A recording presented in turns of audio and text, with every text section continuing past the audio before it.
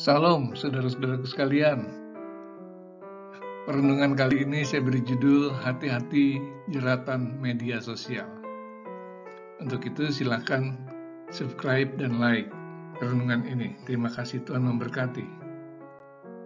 Lindungilah aku terhadap katupan jerat yang mereka pasang terhadap aku, dan dari perangkap orang-orang yang melakukan kejahatan. Mazmur 141 ayat 9. Jika mengamati kehidupan saat ini, tentu kita akan menyadari adanya perubahan drastis dalam cara berpikir, gaya hidup, dan hubungan sosial pada generasi ini.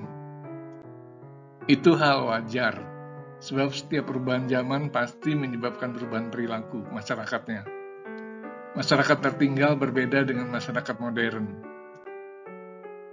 Namun, setiap perubahan akan menimbulkan dampak positif maupun negatif.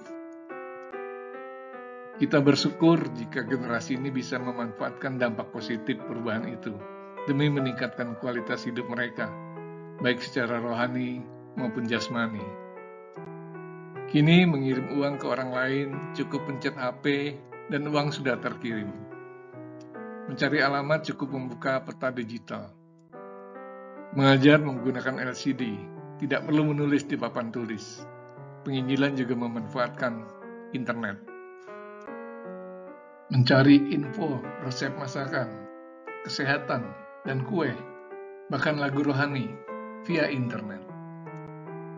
Namun jangan lupa, kita juga harus waspada terhadap dampak negatifnya bagi generasi ini, agar mereka jangan terjerat dalam perilaku yang buruk. Terlebih lagi jika dampak negatif itu membuat mereka semakin jauh dari Tuhan dan menggiring mereka menuju pada kehancuran, bahkan menuju kebinasan kekal. Kita harus mengingatkan generasi muda Kristen untuk berhati-hati dalam menyikapi perubahan zaman ini. Teknologi ini dapat disalahgunakan untuk hal-hal negatif yang bisa merusak dirinya maupun orang lain. Jika itu yang terjadi, kita harus mewaspadainya. Dampak negatif saat ini melanda para remaja, pemuda, bahkan orang dewasa. Bukan hanya di kalangan luar Kristen, namun masuk dalam kalangan Kristen. Banyak netizen atau pengguna internet, terutama kalangan remaja, kecanduan internet, berjam-jam dihabiskan untuk bermain games. Kecanduan ini merusak masa depan para pemuda. Boleh bermain, namun sekedar saja, jangan sampai menjerat. Remaja dan pemuda menggunakan media sosial untuk sarana bergaul secara virtual. Mereka bisa curhat, mencari pacar, dan ngobrol.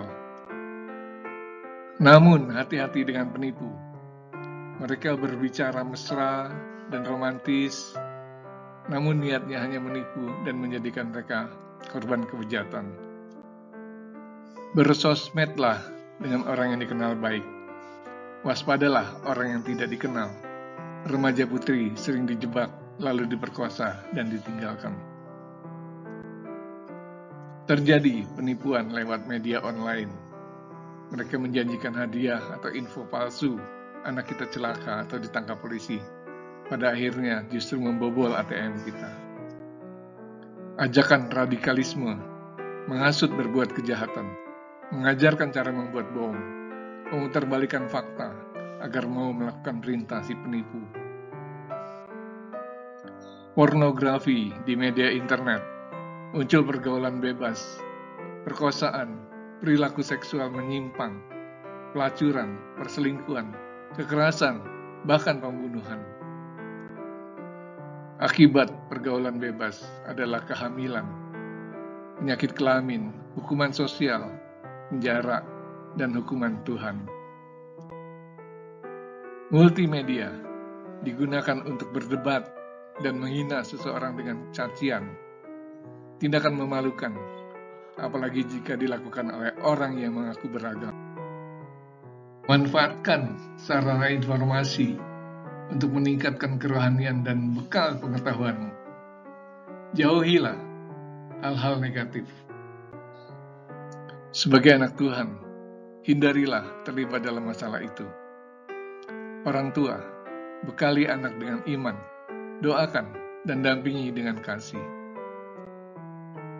Dan mereka yang telah berbuat baik akan keluar dan bangkit untuk hidup yang kekal. Tetapi mereka yang telah berbuat jahat akan bangkit untuk dihukum. Yohanes 5 ayat 29. Selamatkanlah generasi ini, ya Tuhan. Amin. Tuhan memberkati.